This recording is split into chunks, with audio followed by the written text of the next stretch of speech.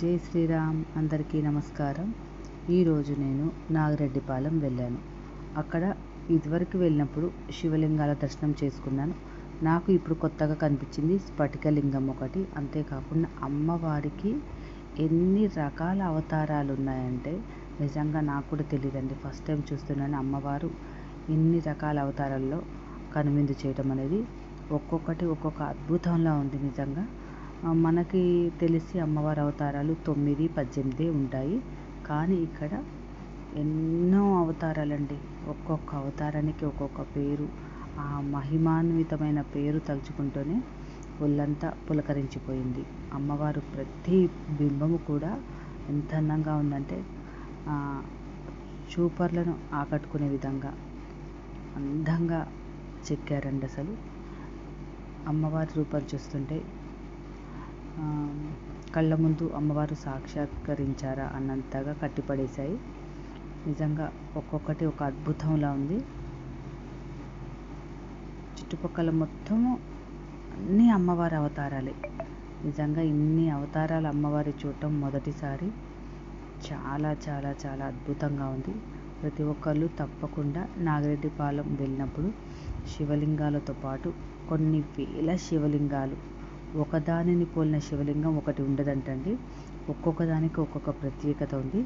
ఒక రోజంతా పడుతుంది అవి చూడటానికి. ఇక ఈ అమ్మవార్లను చూడటానికి అయితే 2 కళ్ళు కూడా సరిపోవు.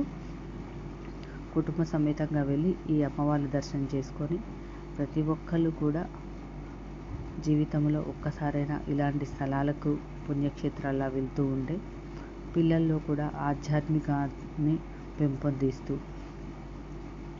మనలో తెలియని ఒక ఆధ్యాత్మిక శక్తి అంటే పాజిటివ్ ఎనర్జీ అనేది ఏర్పడుతుంటుంది. ఎందుకంటే ప్రతి అమ్మవారిలో కూడా ఎంతో మహిమాన్వితమైన శక్తి ఉంటుంది. కాబట్టి అమ్మవారి ప్రతి రూపంలో ఉన్న ప్రతి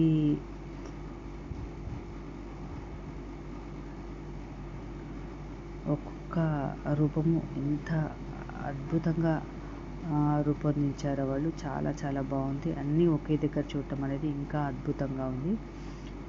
ఆధ్యాత్మిక జ్ఞానాన్ని కొంతైనా పెంపొందించుకోవాలంటే ఇలాంటి క్షేత్రాలకు వెళ్తూ ఉండాలి.